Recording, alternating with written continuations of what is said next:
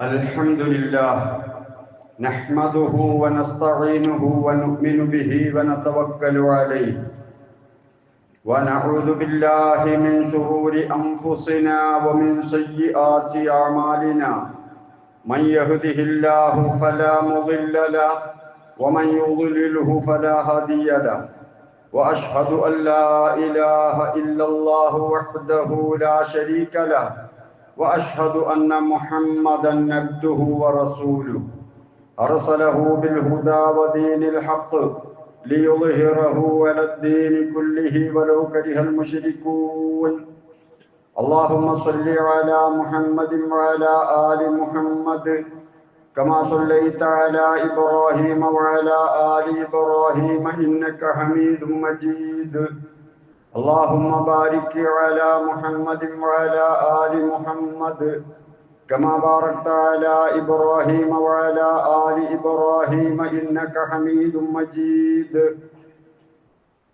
أما بعد ألا إن خير الكلام كلام الله وخير الهدي هدي محمد صلى الله عليه وسلم وشر الأمور محدثاتها وكل محدثة بدعة وكل بدعة ضلالة وكل ضلالة في النار أعوذ بالله من الشيطان الرجيم بسم الله الرحمن الرحيم يا أيها الذين آمنوا اتقوا الله حق تقاته ولا تموتن إلا وأنتم مسلمون സഹോദരങ്ങളെ, സഹോദരിമാരെ, അള്ളാഹുവിൻ്റെ വിധിവിലക്കുകൾ കൃത്യമായി മനസ്സിലാക്കി ജീവിതത്തിൽ പകർത്താൻ ശ്രമിക്കണമെന്ന് എന്നെയും നിങ്ങളെയും ഓർമ്മപ്പെടുത്തുന്നു, വസിയ്യത്ത് ചെയ്യുന്നു. അള്ളാഹു അതിന് നമ്മെ അനുഗ്രഹിക്കുമാറാകട്ടെ. നമ്മുടെ ഏറ്റവും വലിയ പ്രതാപം നാം മുവഹിദുകളാണ് എന്നത് തന്നെയാണ്. ഏകദൈവ വിശ്വാസികളാണ്. നമ്മുടെ ഒരു ഇബാദത്തും അല്ലാഹു അല്ലാത്ത മറ്റൊന്നിനും സമർപ്പിക്കാൻ നമ്മളെ കിട്ടില്ല. അത് നമ്മുടെ വിശ്വാസത്തിന് ഘടക വിരുദ്ധമാണ്. അതുതന്നെയാണ് നമ്മുടെ ജീവിതത്തിലെ ഏറ്റവും വലിയ നേട്ടമായി നാം കാണുന്നത്.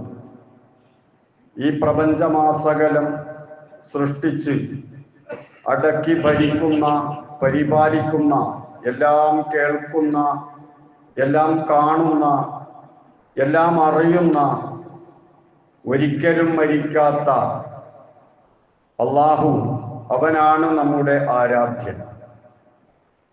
ഇന്ന് ഒരു വിഭാഗം ജനങ്ങൾ ദുഃഖവെള്ളി ആചരിക്കുകയാണ്. കോടിക്കണക്കിന് വരുന്ന ക്രിസ്ത്യാനികളുടെ ദൈവത്തെ കുരിശിലേറ്റപ്പെട്ടു എന്നവർ വിശ്വസിക്കുന്നു. അള്ളാഹുവിങ്കലേക്ക് ഉയർത്തിയതാണ് ഈസാ നബി അലൈഹിസ്സലാമിനെ. ഇത്തരം സന്ദർഭങ്ങളിലാണ് ഏകദൈവ വിശ്വാസത്തിന്റെ ഇസ്സത്ത്, അതിൻ്റെ പ്രതാപം നമുക്ക് കൂടുതൽ ആഴത്തിൽ ആസ്വദിക്കാനും അനുഭവിക്കാനും കഴിയുക. നാം അല്ലാഹുവിനെ മാത്രം ആരാധിക്കുന്നവരാണ്. ആ ആരാധനകളുടെ കൂട്ടത്തിൽ ഏറ്റവും മഹത്തായ ഇബാദത്ത് 5 നേരത്തെ നമസ്കാരമാണ്. ആ നമസ്കാരമാണ് പോയ വാരങ്ങളിൽ സൂചിപ്പിക്കപ്പെട്ടത്. നമസ്കാരം, അതുകൊണ്ട് ലഭിക്കുന്ന ഫലം പൂർണ്ണമായി നമുക്ക് ലഭിക്കണമെങ്കിൽ നമ്മുടെ ബാഹ്യ അവയവങ്ങളുടെ പ്രവർത്തനങ്ങൾക്ക് പുറമെ, അല്ലെങ്കിൽ നമ്മുടെ നാവ് കൊണ്ട് നമസ്കാരത്തിൽ ചൊല്ലിപ്പറയുന്ന കാര്യങ്ങൾക്ക് പുറമെ, നമ്മുടെ മനസ്സ് നമസ്കാരത്തിൽ പങ്കെടുത്തേ മതിയാകും. മനസ്സുകൂടി നമസ്കാരത്തിലുണ്ടാകണം. ബാക്കിയുള്ള വിഷയങ്ങളിൽ പലതിലും അഭിപ്രായ വ്യത്യാസങ്ങളുണ്ട്. പക്ഷേ മനസ്സ് നമസ്കാരത്തിൽ പങ്കെടുക്കണമെന്ന വിഷയത്തിൽ ഒരഭിപ്രായ വ്യത്യാസം ആർക്കും ഇല്ല. ഫാത്തിഹ ഓതുന്ന കാര്യത്തിൽ വരെ ലക്ഷക്കണക്കിന് വരുന്ന ഹനഫികൾ അവർ മഅ്മൂമായി നിൽക്കുന്ന സമയത്ത് ഫാത്തിഹ ഓതാറില്ല. ഇമാമിന്റെ ഫാത്തിഹ മതി എന്ന് വിശ്വസിക്കുന്നവരാണ്. അവരുടെ കൂട്ടത്തിൽ കുറച്ചാളുകൾ ഫാത്തിഹ ഓതിയാൽ നമസ്കാരത്തിന് തകരാറ് സംഭവിക്കും എന്ന് വരെ കടന്നു വിശ്വസിക്കുന്നുണ്ട്. ഷാഫി മദ്ഹബുകാരാണ് നിർബന്ധമായി ഫാത്തിഹ ഓതണം എന്ന് മദ്ഹബിന്റെ അടിസ്ഥാനത്തിൽ വിശ്വസിക്കുന്നവർ. മാലിക്കി മദ്ഹബുകാരും ഹംബലി മദ്ഹബുകാരും ഉറക്ക ഓതുന്ന നമസ്കാരത്തിന് മഅ്മൂമുകൾക്ക് ഫാത്തിഹ ഇല്ലെങ്കിൽ കുഴപ്പമില്ല, പതുക്കെ ഓതുന്നതിലെ ഫാത്തിഹ ഓതണം എന്ന് വിശ്വസിക്കുന്നു. ഞാനിത് പറഞ്ഞു വന്നത് ഫാത്തിഹായുടെ വിഷയത്തിൽ പോലും ഈ രൂപത്തിലുള്ള അഭിപ്രായം മുസ്ലിം സമൂഹത്തിൽ നിലനിൽക്കുമ്പോൾ മനസ്സ് നമസ്കാരത്തിൽ പങ്കെടുക്കണമെന്ന വിഷയത്തിൽ യാതൊരുവിധ അഭിപ്രായ വ്യത്യാസവും ആർക്കുമില്ല. പക്ഷേ അതാരും അത്ര ഗൗരവത്തിലെടുക്കാറില്ല. ശരീരത്തെ കൊണ്ട് നമസ്കരിപ്പിക്കുക, ഇതാണ് പ്രധാനമായ പണിയായി നമ്മൾ കാണുന്നത്. എത്ര വലിയ ഇബാദത്താണ് നമ്മുടെ നമസ്കാരം. 5 നേരം അങ്ങ് നമസ്കരിച്ചു കഴിഞ്ഞാൽ പിന്നെ അൽഹംദുലില്ലാഹ് നാളെ മഹ്ശറയിലെത്തിയാൽ എല്ലാ പാപവും പൊറുക്കപ്പെട്ടവരായി നമ്മൾ പ്രഖ്യാപിക്കപ്പെടും. റസൂലുള്ളാഹി സ്വല്ലല്ലാഹു അലൈഹി വസല്ലമ പറഞ്ഞത്, ആരെങ്കിലും നല്ലോണം ഒളൂ ചെയ്തു, നന്നാക്കി ഒളൂ ചെയ്തു, അതുപോലെ റുകൂഉകളും സുജൂദുകളെല്ലാം പൂർണ്ണമായി നമസ്കരിക്കുകയും ചെയ്തു, അതിൽ ഖുശൂ ഉണ്ടായി, ഭക്തി ഉണ്ടായി, എന്നാ കാന ലഹു അലല്ലാഹി അഹ്ദുൻ അൻ യഗ്ഫിറ ലഹു, അവന് പാപങ്ങളൊക്കെ പുറത്തു കൊടുക്കുക എന്നത് അള്ളാഹു ഒരു ബാധ്യതയായി ഏറ്റെടുത്തതാണ്. അപ്പോൾ ഇബാദത്തുകളുടെ കൂട്ടത്തിൽ നമസ്കാരം കൃത്യമായി കൊണ്ടു നടന്നാൽ നമ്മുടെ പാപങ്ങളെല്ലാം പൊറുക്കപ്പെട്ടു പോകുന്ന ഒരവസ്ഥയുണ്ടാകും. അപ്പൊ റുക്കൂഅ് സുജൂദൊക്കെ പൂർത്തിയാക്കുന്ന കൂട്ടത്തിൽ റസൂൽ എണ്ണിയത് അതിന്റെ ഖുശൂഅ്, ഭക്തി, അതുകൂടി പൂർണ്ണമാക്കുക. മനസ്സ് പങ്കെടുക്കണമെന്നതാണ് റസൂലുള്ളാഹി എല്ലാ കാര്യത്തിലും നമ്മെ പഠിപ്പിച്ചത്.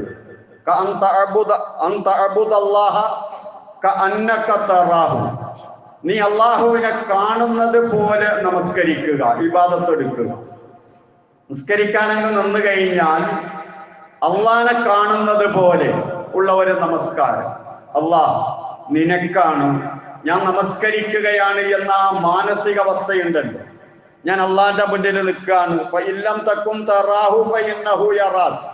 നീ അങ്ങോട്ട് കാണുന്നില്ലെങ്കിൽ അള്ളാഹു ഇങ്ങോട്ട് കാണുന്നു എന്നാണ് റസൂലുള്ളാഹി സ്വല്ലല്ലാഹു അലൈഹി വസല്ലമ പറയുന്നത്.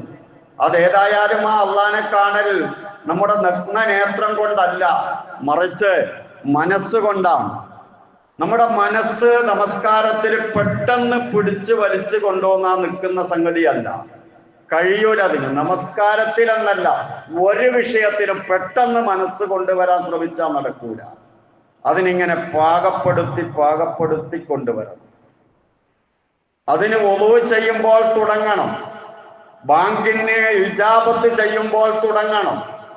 ഞാൻ നമസ്കരിക്കാൻ പോവാണ്, അള്ളാഹുവുമായി അഭിമുഖം നടത്താൻ പോവുകയാണ്, ഇതാ എന്നെ പള്ളിയിൽ നിന്ന് വിളിച്ചിട്ടുണ്ട്, അങ്ങനെ ബാങ്കിന് ഇജാബത്ത് ചെയ്തു, വുളൂ ചെയ്തു, പള്ളിയിലേക്ക് നടന്നു, അല്പാൽപമായി മനസ്സ് പാകപ്പെട്ടിങ്ങനെ വന്നാൽ ഇൻഷാ അല്ലാഹ് നമുക്കും നല്ല മനസ്സാന്നിധ്യത്തോടു കൂടി തന്നെ നമസ്കരിക്കാൻ കഴിയും. ഒരൊഴുക്കം മട്ടില്, ഒരു പതിവ് ശൈലി എന്ന നിലക്ക് അങ്ങ് തുടർന്ന് പോകേണ്ടതല്ല നമസ്കാരം. ഏതായാലും നമ്മൾ നമസ്കരിക്കുന്നുണ്ട്, അതൊന്ന് കൂടുതൽ മെച്ചപ്പെടുത്താൻ നല്ലോണം ശ്രദ്ധിക്കണം. അതുപോലെ മനസ്സ് നമസ്കാരത്തിൽ പങ്കെടുക്കുമ്പോൾ നമസ്കാരം പൂർണ്ണമായി നിർവഹിക്കാൻ, അതിന്റെ റുക്കൂഉം സുജൂദും തുമഅനീനത്തൊക്കെ പൂർത്തിയാക്കാൻ നമുക്ക് കഴിയും. കാരണം മാനസികാവസ്ഥ, അള്ളാഹുവുമായുള്ള ഒരു ബന്ധം ഇത് നമുക്കുണ്ടായല്ലോ. അതുപോലെ തന്നെ നമസ്കരിക്കാൻ നിന്ന് കഴിഞ്ഞാൽ നമ്മുടെ മനസ്സിന് പണി കൊടുക്കണം. മനസ്സിനൊരു പണിയും കൊടുക്കാത്തതുകൊണ്ടാണ് മനസ്സ് പലയിടത്തേക്കും പോകുന്നത്. ശരീരത്തിന്റെ അവസ്ഥ അങ്ങനെ തന്നെയാണ്. ഒരു ജോലിയും ഇല്ലാത്തവനാ സകല ബുദ്ധിമുട്ടുകളും നാട്ടിലുണ്ടാക്കുക. എന്തെങ്കിലും പണിയിലായാൽ അതിലങ്ങ് പോകും. നാവിന് പണിയുണ്ട് നിസ്കാരത്തിൽ, ശരീരത്തിനും പണിയുണ്ട്, മനസ്സിന് വലിയ പണിയൊന്നുമില്ലല്ലോ. അതുകൊണ്ട് മനസ്സ് പലയിടത്തേക്കും പോകും. അതുകൊണ്ട് നമ്മൾ ചെയ്യേണ്ടത് മനസ്സിന് പണി കൊടുക്കണം. ഒരു പണി മരണചിന്ത തന്നെയാണ്. ഒരു പക്ഷേ എൻ്റെ അവസാനത്തെ നിസ്കാരമായിരിക്കാം ഇത്, ഞാനങ്ങ് മരിച്ചു പോകും. മനസ്സെവിടത്തേക്കാ പോവുക? ദുനിയാവിലേക്കല്ലേ. മനസ്സിനോട് പറയാ, മരിക്കുവോളം ദുനിയാവിന് വേണ്ടി പണിയെടുത്താലും കിട്ടുക 6 അടി മണ്ണാണ്, അതിൽ കൂടുതലൊന്നും കിട്ടൂല. നേരെ മറിച്ചെടുക്കുന്ന പണി ആഖിറത്തിന് വേണ്ടിയാണെങ്കിലോ ആകാശഭൂമിയോളം വിശാലമായ സ്വർഗമാണ് കിട്ടുക. അതുകൊണ്ട് അങ്ങ് മുഴുകിപ്പോകല്ലേ ദുനിയാവിൽ. ദുനിയാവിന് വേണ്ടി പണിയെടുക്കണം, ജോലി വേണം, ഒക്കെ വേണം. പക്ഷെ അതിലങ്ങ് ലയിച്ചു പോകരുത്. നീ ഒരൽപ്പം എൻ്റെ കൂടെ നിൽക്ക് എന്ന് മനസ്സിനോട് പറയാൻ കഴിയണം നമുക്ക്. നമ്മൾ നമസ്കരിക്കുകയാണ്, അതുപോലെ ആ നമസ്കാരത്തിൽ ചൊല്ലാറുള്ള ദിക്റുകളുടെ ദുആകളുടെ അർത്ഥവും ആലോചിച്ചുകൊണ്ട് മനസ്സിന് പണി കൊടുക്കുക. ഈ രൂപത്തിൽ പല പണിയും മനസ്സിന് കൊടുത്താൽ അല്പാൽപമായി മനസ്സ് നമ്മുടെ കൂടെ തന്നെ ഉണ്ടാകും നമസ്കാരം. അതുപോലെ ഈ മനസ്സിൽ പല ദുർബോധനങ്ങളും നടത്തി നമസ്കാരത്തിൽ നിന്ന് ശരീരത്തെയും മനസ്സിനെയും വേർതിരിച്ച് വെറും ശരീരത്തിന്റെ നമസ്കാരമാക്കി മാറ്റുകയും മനസ്സ് ഒരു കളിപ്പാട്ടം കണക്കെ അതുകൊണ്ട് കളിക്കുകയും ചെയ്യുന്ന പിശാചിന്റെ ശർറിനെ തൊട്ട് കാവല് ചോദിക്കുകയാണ് എന്ന ബോധത്തോടു കൂടി അഊദു ബില്ലാഹി മിനശ് ശൈത്വാനിർ റജീം എന്ന് പറയാൻ നമുക്ക് സാധിക്കാം. പിശാചി ആകെ നമുക്ക് ചെയ്യുന്ന ഏറ്റവും വലിയ ഉപദ്രവം വസ്വാസാണ്. മനസ്സിനെ ശരീരവുമായി വേർപ്പെടുത്തിയിട്ട് അതും കൊണ്ടങ്ങ് പോവുക. എന്നിട്ട് ശരീരം അവിടെ നിന്ന് ഇങ്ങനെ നിസ്കരിക്കുന്നുണ്ടാകും, മനസ്സ് മറ്റ് പല സ്ഥലങ്ങളിലും ഉണ്ടാകും. അതുപോലെ തന്നെ നമസ്കാരത്തിന്റെ മഹത്വത്തെ കുറിച്ച് മനസ്സിനോട് നമ്മൾ പറയാം. എത്രമാത്രം പവിത്രമായ ഒരു കർമ്മമാണ് നിർവഹിക്കുന്നത്, ഇതാരുടെ മുന്നിലാണ് ഈ നിൽക്കുന്നത്, എത്ര മഹാന്മാർ നമസ്കരിച്ച നമസ്കാരമാണ്, ഇതെങ്ങാനും ഇല്ലെങ്കിൽ എൻ്റെ അവസ്ഥ എന്താണ്, ഇത് ശരിയായി കിട്ടിയാൽ ഞാൻ രക്ഷപ്പെട്ടില്ലേ, അത്രയും മഹത്തായ ഒരു ഇബാദത്താണല്ലോ ഞാൻ നിർവഹിക്കുന്നത് എന്ന ബോധം, ആ ഒരു ചിന്ത മനസ്സിന് കൊടുക്കുക. മനുഷ്യൻ നമസ്കരിക്കാൻ നിന്നാൽ റസൂലുള്ളാഹി സ്വല്ലല്ലാഹു അലൈഹി വസല്ലമ പറയുന്നത് അവൻ ചെയ്തു പോയ എല്ലാ പാപങ്ങളും തലേ കൊണ്ടാക്കുന്നു. എന്നിട്ടോ തലയിലൊരു സാധനം വെച്ച് കുനിഞ്ഞാൽ പിന്നെ അതവിടെ ഉണ്ടാവുമോ? വീണുപോയില്ലേ? അതുപോലെ തന്നെ അവർ റുക്കൂഉം സുജൂദും ചെയ്യുന്ന സമയത്ത് അവന്റെ ജീവിതത്തിൽ സംഭവിച്ച പാപങ്ങൾ മുഴുവനും കൊഴിഞ്ഞു തീർന്നു പോകുകയാണ്. അത്രയും വലിയ ഇബാദത്താണ് നമസ്കാരം. അപ്പൊ നമ്മുടെ ജീവിതത്തിൽ എന്തൊക്കെ സംഭവിച്ചു പോയി? ബോധമില്ലാതെ നമസ്കരിച്ചു പോയത് തന്നെ അബദ്ധമല്ലേ, അപാകതയല്ലേ? ശേഷിക്കുന്ന കാലത്ത് മനസാന്നിധ്യത്തോടുകൂടി നമ്മൾ നമസ്കരിക്കുമ്പോൾ അത്തരം അപാകതകൾ മുഴുവനും നമ്മിൽ നിന്ന് പുറക്കപ്പെട്ടു പോകാൻ നമസ്കാരം നിമിത്തമായി തീരുകയാണ്. അങ്ങനെ നമസ്കരിക്കണമെങ്കിൽ നമ്മുടെ മനസ്സുകൂടി നമസ്കാരത്തിൽ പങ്കെടുക്കണം. അപ്പൊ അല്പാൽപമായി മനസ്സിനെ പാകപ്പെടുത്തിയിട്ട് നമസ്കാരത്തിലേക്ക് വരിക മാത്രമല്ല, സലാം വീട്ടിയതിന് ശേഷവും മനസ്സ് നമ്മുടെ കൂടെ നിൽക്കണം. അല്പാൽപമായിട്ടേ നമസ്കാരത്തിൽ നിന്ന് ദുനിയാവിലേക്ക് നമ്മൾ പോകാവൂ. അതിനു വേണ്ടിയാണ് നമസ്കാരത്തിന് ശേഷമുള്ള അദ്കാറുകൾ നമ്മൾ ശീലമാക്കുന്നത്. നമസ്കരിച്ചിരുന്നാൽ റസൂൽ സല്ലല്ലാഹു അലൈഹി വസല്ലമ പഠിപ്പിച്ച ദിക്റുകളൊക്കെ ചൊല്ലി ദുആ ചെയ്ത് അങ്ങനെ നമസ്കാരത്തിൽ നിന്ന് പിരിയുന്നതും ഒരു സാവകാശവും സമാധാനത്തോടു കൂടിയുമാകണം. സലാം വീട്ടുക, ചാടുക ദുന്യാവിലേക്ക്. പിന്നെ പള്ളിയിൽ നിന്നായാലും ഇല്ല, ഇവിടെ നിന്നായാലും ഇല്ല, സംസാരിക്കുക. ഇവിടെ ആര് നിസ്കരിച്ചാലും കുഴപ്പമില്ല, എൻ്റെ സംസാരം നടക്കണമെന്ന മട്ടിലാണ്. എത്ര തവണ പള്ളി എന്ന് പറഞ്ഞാലും സംസാരിക്കല്ലേ, പിന്നെയും കേൾക്ക സംസാരം. എന്തിനാണ് ഈ നമസ്കരിക്കുന്നത്? ഒരൽപ്പം മനസ്സ് അള്ളാഹുവിലേക്ക് അടുപ്പിച്ച്, മനസ്സും ശരീരവും ഒന്നിച്ച് നമസ്കരിച്ചെങ്കിൽ മാത്രമേ നമുക്ക് ഇതുകൊണ്ട് ഉപകാരമുള്ളൂ. എന്നെ ഓർമ്മിക്കാൻ നമസ്കരിക്കുക. നമസ്കരിക്കണമെന്ന കൽപ്പന മാത്രമല്ല, എന്തിന് നമസ്കരിക്കണം അതുകൂടി പറഞ്ഞു റബ്ബ്. എന്നെ ഓർമ്മിക്കാൻ നമസ്കരിക്കുക. ഓർമ്മിക്കുന്നത് നാവ് കൊണ്ടല്ല, ഹൃദയം കൊണ്ടാണ്, മനസ്സുകൊണ്ടാണ്. അള്ളാഹുവിന്റെ ദിക്ർ ഉണ്ടാകണം. ഇത് അള്ളാഹുവിന്റെ കൽപ്പനയാണ്. അപ്പോൾ അതിന് മനസ്സിനെ നമ്മൾ പാകപ്പെടുത്തിയെടുക്കണം. നിന്റെ മനസ്സിൽ നീ നിന്റെ റബ്ബിനെ ഓർമ്മിക്കുക. അള്ളാഹ് കൽപ്പിക്കുകയാണ്. ആ ആയത്ത് അവസാനിപ്പിക്കുന്നത് അതിന്റെ നേരെ വിപരീതം, അരുത് എന്ന് പറഞ്ഞുകൊണ്ട് അവല തകും മിനൽ ഗാഫിലീൻ, നീ ബോധമില്ലാത്ത, അള്ളാഹുവിനെ ഓർമ്മിക്കാത്ത ആളുകളുടെ കൂട്ടത്തിൽ പെട്ടുപോകരുത്. അങ്ങനെയുള്ള മനുഷ്യന്മാരും ഉണ്ട്. അപ്പോൾ ദിക്ർ, അള്ളാഹുവിനെ ഓർമ്മിക്കുക, മനസ്സുകൊണ്ട് നമസ്കരിപ്പിക്കുക എന്നത് വലിയ ഇബാദത്തായി അല്ലാഹു തആല നമ്മെ പഠിപ്പിക്കുന്നു. റസൂലുള്ളാഹി പറഞ്ഞതും സഹാബത്തിനെ നമസ്കാരം പഠിപ്പിക്കുമ്പോ ഇന്നമസ്സലാത്തു ലിഖിറാഅത്തിൽ ഖുർആൻ, നമസ്കാരം എന്ന് പറയുന്നത് ഖുർആൻ ഓതാനാണ്. വദിക്രില്ലാഹി ജല്ല വഅസ്, പ്രതാപിയായ മഹാനായ അല്ലാഹുവിനെ ഓർമ്മിക്കാനാ. ഫഇദാ കുന്ത ഫീഹാ ഫല്യസ്കുൻ ദാലിക ശഅനക്, നീ നമസ്കരിക്കുകയാണെങ്കിൽ അതായിരിക്കട്ടെ നിന്റെ പണി. നിസ്കരിക്കാൻ നിന്നാ പിന്നെ പണി അള്ളാനെ ഓർമ്മിക്കലും അള്ളാഹ്ക്ക് കൊടുത്ത ഒരു സമയമായി അതിനെ കാണലുമാണ്.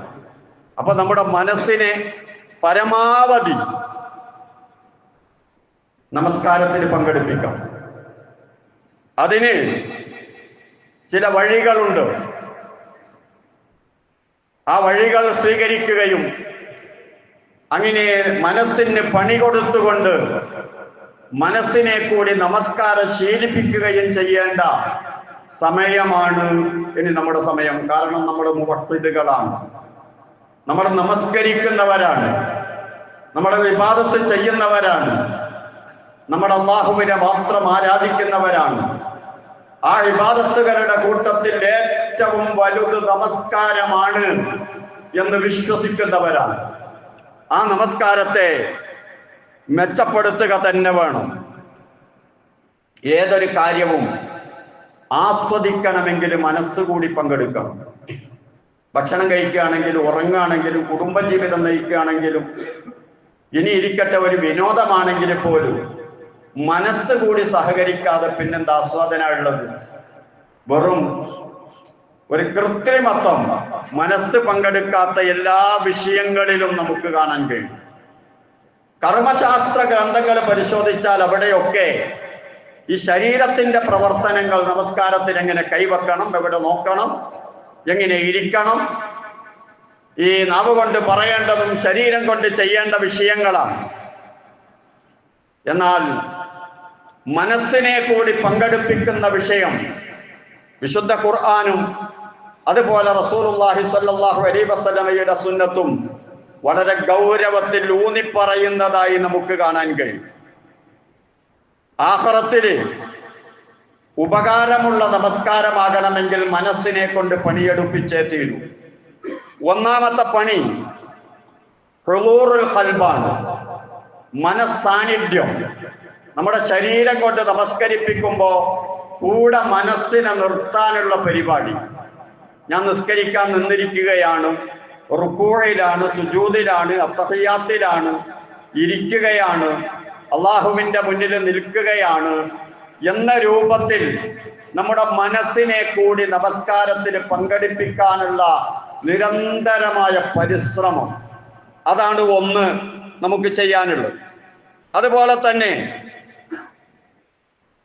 മനസ്സിനെ കൊണ്ട് ചെയ്യേണ്ട, അത് മനസ്സിനെ കൊണ്ട് നമ്മൾ ചെയ്യിപ്പിക്കേണ്ട രണ്ടാമത്തെ പരിപാടി നമ്മൾ ചൊല്ലിപ്പറയുന്ന ദിക്റുകൾ. അതിൻ്റെ ആശയം മനസ്സിലാക്കുക എന്നതാണ്. ഫാത്തിഹ, അതുപോലെ തന്നെ സുബ്ഹാന റബ്ബിയൽ അസീം എന്നൊക്കെ പറയുമ്പോൾ മഹാനായ റബ്ബിന്റെ പരിശുദ്ധിയെ ഞാൻ വാഴ്ത്തുകയാണ്. അള്ളാഹുവിന്റെ മഹത്വത്തെക്കുറിച്ച് നമുക്കൊരുപാട് ഓർമ്മിക്കാനുണ്ട്. ഇത് മനസ്സിന്റെ രണ്ടാമത്തെ പണിയാണ്. അതുപോലെ തന്നെ മൂന്നാമത്തെ പണി മനസ്സിന് കൊടുക്കേണ്ടത്, എത്ര മഹാനാണ് നീ ആരാധിക്കുന്ന നിന്റെ റബ്ബ്. ഞാൻ ആരാധിക്കുന്ന എൻ്റെ റബ്ബ് എത്ര മഹാനാണ്, എത്ര മഹത്വമുള്ള ഭവനത്തിലാണ് ഞാൻ നിൽക്കുന്നത്, എത്ര മഹത്തായ കർമ്മമാണ് ഞാൻ നിർവഹിക്കുന്നത്. ഇത് നിർവഹിക്കാൻ ഭാഗ്യം ലഭിക്കാത്ത എത്രയോ ആളുകളില്ലേ. അള്ളാഹുവിന്റെ നമസ്കാരത്തിന്റെ അതിൻ്റെയൊക്കെ മഹത്വത്തെ കുറിച്ച് ആലോചിക്കാൻ നമ്മുടെ മനസ്സിനെ നമ്മൾ ഉപയോഗപ്പെടുത്തുക. ഒരു പണിയിൽ നിന്ന് മനസ്സങ്ങ് തെറ്റുമ്പോഴേക്ക് നമ്മൾ അടുത്ത പണിയാണ് മനസ്സിന് കൊടുക്കേണ്ടത്. നമസ്കാരത്തെ കുറിച്ച് അതുപോലെ തന്നെ അങ്ങനെ നമ്മൾ ഈ മഹത്വമെല്ലാം ആലോചിക്കുന്ന സമയത്ത് അതുവഴി ഉണ്ടായിത്തീരുന്ന ഒരു പ്രത്യേക തരം ചിന്തയുണ്ട്, ഒരു ഗൗരവം നമുക്ക് വരും.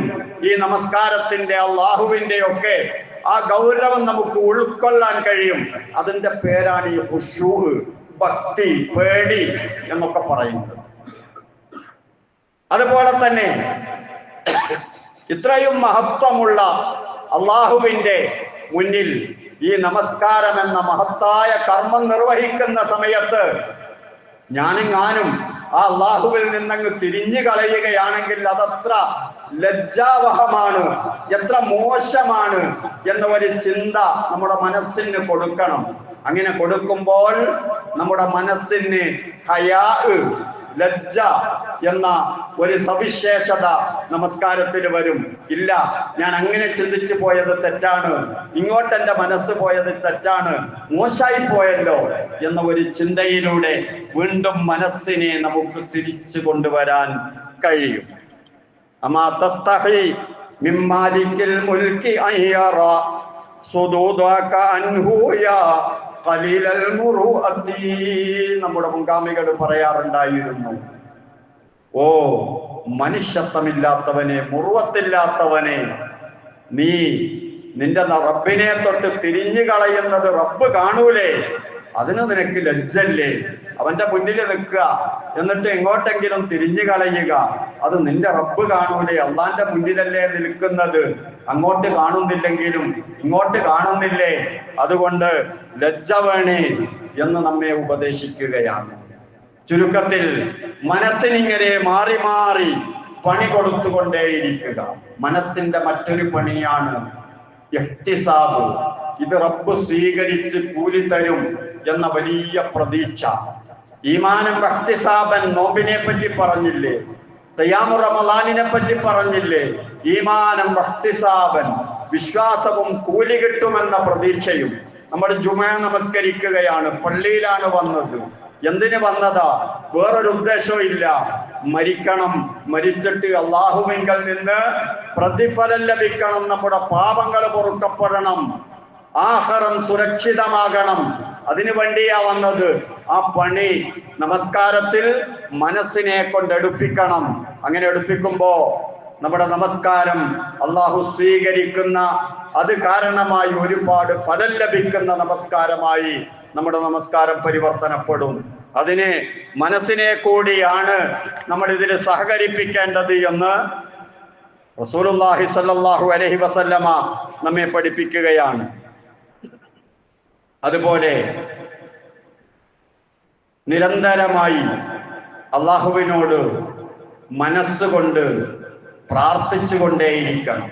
പ്രത്യേകിച്ച് സുജൂദിലും റുകൂഇലും ഇതുപോലുള്ള സന്ദർഭങ്ങളിൽ മനസ്സുകൊണ്ട് അള്ളാഹുവിനോട് പ്രാർത്ഥിച്ചുകൊണ്ടേയിരിക്കണം. നമ്മൾ രക്ഷപ്പെടണം, പാപങ്ങൾ പൊറുക്കണം, നീ നമസ്കാരം സ്വീകരിക്കണം, ആ സ്വീകരിക്കപ്പെട്ടവരുടെ കൂട്ടത്തിൽ എന്നെ ഉൾപ്പെടുത്തണം, എൻ്റെ നമസ്കാരം വെറുതെയായി പോകരുത്, ഞാൻ ഇതുകൊണ്ട് വലിയ പ്രതീക്ഷകൾ വെച്ച് പുലർത്തുന്നുണ്ട്, ഇതൊന്നും പായായി പോകരുത് എന്ന് അള്ളാഹുവിനോട് പ്രാർത്ഥിച്ചു കൊണ്ടേയിരിക്കണം.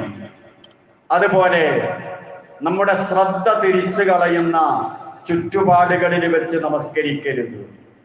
വേണ്ടാത്ത പാട്ടും കൂത്തും വീടുകളിലൊക്കെ ഒരു ഭാഗത്ത് മൊബൈൽ ഇങ്ങനെ കേൾക്കുന്നുണ്ടാകും, മറുഭാഗത്ത് വെച്ച് നമസ്കാരം നടക്കും.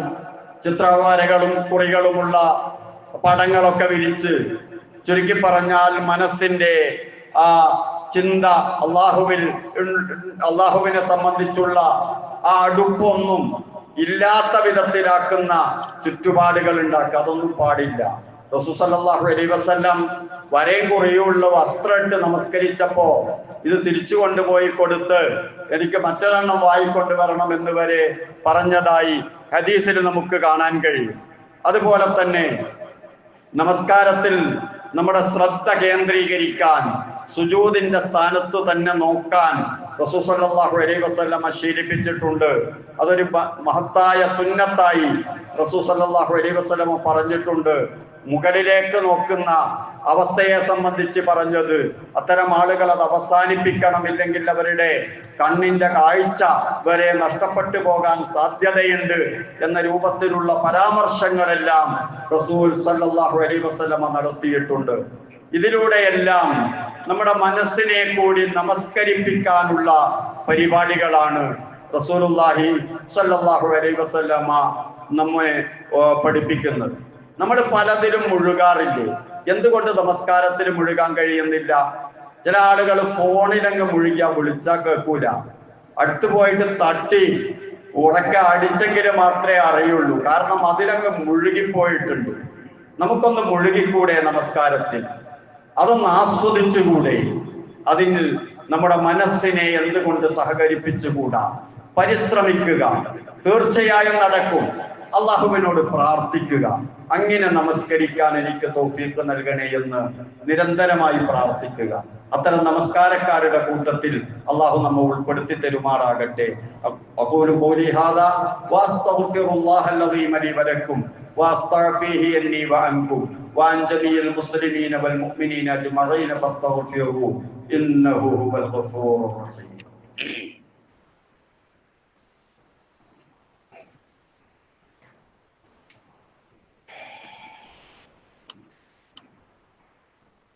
അൽഹംദുലില്ലാഹ് വസ്സലാത്തു വസ്സലാമു അലാ റസൂലില്ലാഹ് വഅലാ ആലിഹിൽ ഫായിസീന ബിറിദല്ലാഹ് ഉസീകും ഇബാദല്ലാഹി വഇയ്യായ ബിത്തഖ്വല്ലാഹ്. സത്യവിശ്വാസികളെ, വിശ്വാസിനികൾ, അള്ളാഹുവിന്റെ വിധിവിലക്കുകൾ കൃത്യമായി മനസ്സിലാക്കി ജീവിതത്തിൽ പകർത്താൻ ശ്രമിക്കണമെന്നൊരിക്കൽ കൂടി എന്നെയും നിങ്ങളെയും ഓർമ്മപ്പെടുത്തുന്നു, വസിയ്യത്ത് ചെയ്യുന്നു. അല്ലാഹു അതിനെ നമ്മെ അനുഗ്രഹിക്കുമാറാകട്ടെ.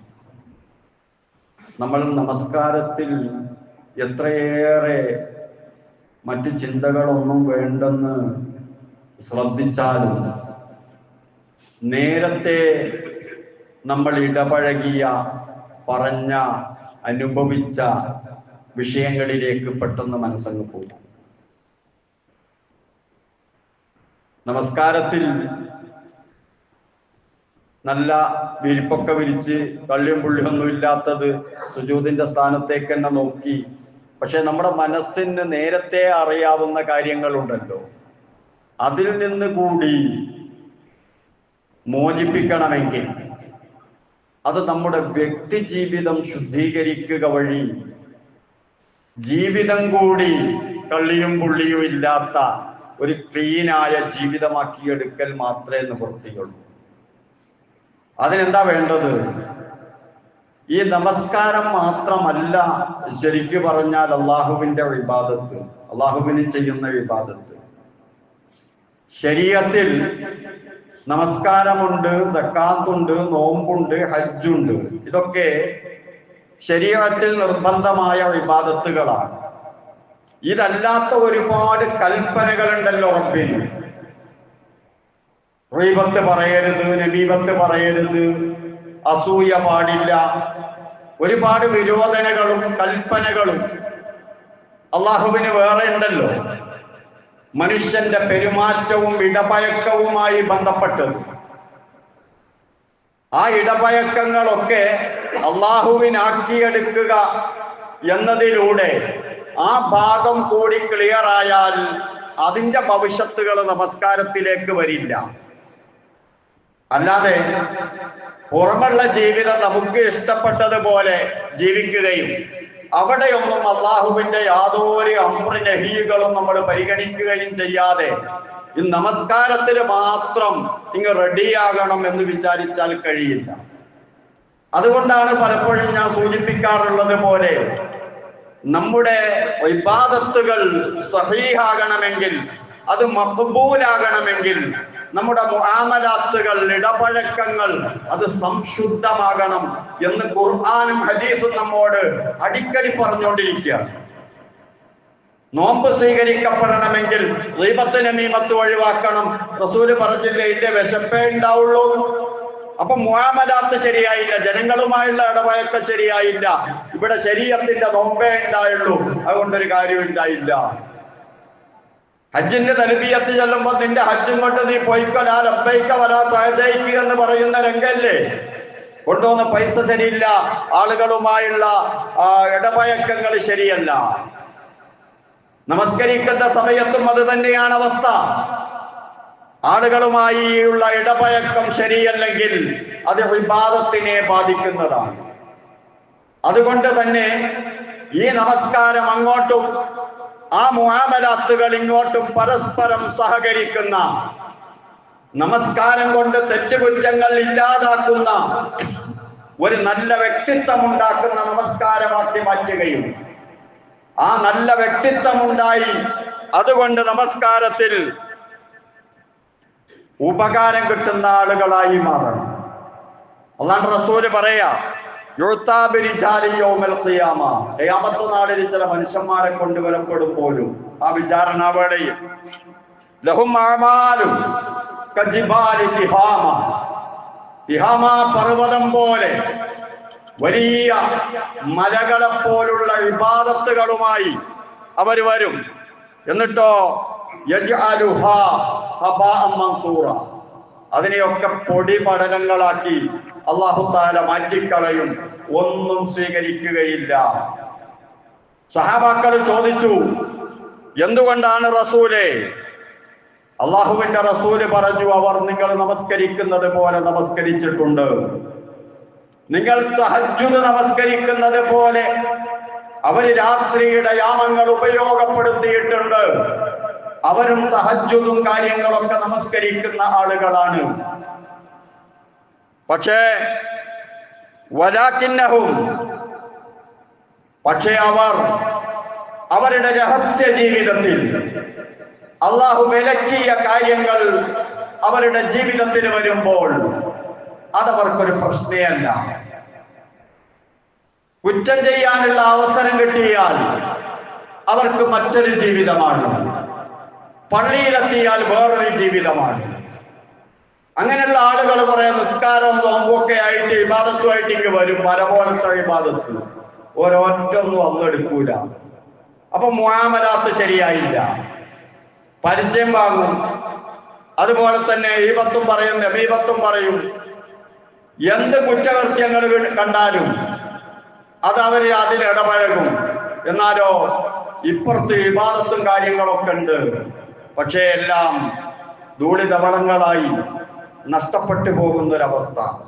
അപ്പൊ നമ്മുടെ ഇടപഴക്കങ്ങൾ ശരിയാകണം. ഇതിനാണ് നമ്മളെ ഭൂമിയിലേക്ക് പറഞ്ഞയച്ചത്. നമ്മളെ ഇഷ്ടം പോലെ അങ്ങ് ജീവിച്ച് കുറച്ച് ആളുകളെ കാണിക്കാൻ നിസ്കാരവും കാര്യങ്ങളൊക്കെ ചെയ്ത് ചുളുവിലങ്ങ് വാങ്ങിക്കളയാനുള്ളതല്ല, കിട്ടുന്നതല്ല സ്വർഗം. അതുകൊണ്ടൊരു ചെറിയ പരിശ്രമം, ഒരു നല്ല ചിന്ത, നല്ലോണം നമസ്കരിക്കുകയും നല്ലോണം ജീവിക്കുകയും ചെയ്യണമെന്നുള്ള ചിന്ത, അത് നമ്മെ ആഴത്തിൽ സ്വാധീനിക്കണം. കാരണം മരിച്ചു പോകും, ഉറപ്പാണ്. കിടക്കണം ഖബറിൽ, വിചാരണയുണ്ട്. ആ വിചാരണ വേളയിലൊക്കെ കുതന്ത്രം കൊണ്ടൊന്നും രക്ഷപ്പെടാൻ കഴിയില്ല. ശരിയായ ജവാബുകൾ കൊണ്ട് മാത്രമേ രക്ഷപ്പെടാൻ കഴിയൂ. ആ ശരിയായ ജവാബ് കിട്ടണമെങ്കിൽ ജീവിതം ശരിയാകണം. ശരിയായെങ്കിൽ മാത്രമേ രക്ഷപ്പെടാൻ കഴിയൂ. അതിനു വേണ്ടിയുള്ള ഒരു പരിശ്രമം ഉണ്ടായേ തീരൂ. അതിനാണ് നമുക്ക് ഈ ജീവിതം, നമ്മുടെ സ്വർഗം നമ്മൾ ഇവിടെ നിന്ന് തന്നെ കൊണ്ടുപോകണം. അല്ലെങ്കിൽ അപകടമാണ്. അള്ളാഹു ആ രൂപത്തിലൊക്കെ കൃത്യമായി അവന്റെ നിർദ്ദേശങ്ങൾ അനുസരിച്ച് ജീവിക്കാൻ തൗഫീഖ് നൽകുമാറാകട്ടെ. അതാണ് ഈ തഖ്വ വസിയ്യത്ത്. പൂർണ്ണ മുത്തഖീങ്ങളായി പരിവർത്തനപ്പെടാൻ അള്ളാഹു നമ്മെ അനുഗ്രഹിക്കുമാറാകട്ടെ. അള്ളാഹുവേ, നിന്റെ ഇഷ്ടദാസന്മാർ നിനക്ക് നമസ്കരിക്കുന്നത് പോലെ നമസ്കാരം നിലനിർത്താൻ തൗഫീഖ് നൽകണേ റഹ്മാനെ. മനസ്സാന്നിധ്യത്തോടുകൂടി നമസ്കരിക്കുന്ന മുവഹ്ഹിദുകളിൽ ഉൾപ്പെടുത്തി അനുഗ്രഹിക്കണേ റഹ്മാനെ. അപാകതകൾ ഒരുപാടുണ്ട്, പൊറുക്കണേ റഹ്മാനെ. നമസ്കാരക്കാർക്ക് നീ നൽകുന്ന എല്ലാ ആനുകൂല്യങ്ങളും നൽകി അനുഗ്രഹിക്കണേ റഹ്മാനെ. ഞങ്ങളെ സ്വർഗത്തിലാക്കണേ അല്ലാഹ്. പാപങ്ങളെല്ലാം പൊറുക്കണേ അല്ലാഹ്. വിചാരണയിൽ രക്ഷപ്പെടുത്തണേ റഹ്മാനെ. ഞങ്ങളിൽ നിന്ന് മരിച്ചു പിരിഞ്ഞു പോയവരുടെയും ഞങ്ങളുടെയും ഖബറിനെ, ബർസഖിയായ ജീവിതത്തെ അനുഗ്രഹപൂരിതമാക്കണേ റഹ്മാനെ. സ്വർഗീയ അനുഭൂതികളുള്ളതാക്കണേ റഹ്മാനെ. ഖബർ ഫിത്നയെ തൊട്ടും അദാബിനെ തൊട്ടും ഞങ്ങളെയും അവരെയും കാത്തു രക്ഷിക്കണേ റഹ്മാനെ. പലവിധ രോഗങ്ങൾ കൊണ്ട് പ്രയാസപ്പെടുന്നവരുണ്ട്, ശിഫ നൽകി അനുഗ്രഹിക്കണേ റഹ്മാനെ. വാർദ്ധക്യത്തിലെത്തിയ മാതാപിതാക്കളുണ്ട്, പൂർണ്ണ ആരോഗ്യം നൽകണേ റഹ്മാനെ. ആരോഗ്യത്തോടു കൂടിയുള്ള ദീർഘായുസ് നൽകണേ റഹ്മാനെ. പരസഹായം ആവശ്യമായി വരുന്ന അർദലുൽ ഉമറിലേക്ക് ഞങ്ങളെ തിരിച്ചു കൊണ്ടുപോകല്ലേ റഹ്മാനെ. ആരോഗ്യത്തോടുകൂടി ജീവിക്കാൻ തൗഫീഖ് നൽകണേ റഹ്മാനെ. اللهم اغفر للمؤمنين والمؤمنات والمسلمين والمسلمات الأحياء منهم والأموات. ربنا آتنا في الدنيا حسنة وفي الآخرة حسنة وقنا عذاب النار. ربنا تقبل منا إنك أنت السميع العليم وتب علينا إنك أنت التواب الرحيم. آمين برحمتك يا أرحم الراحمين.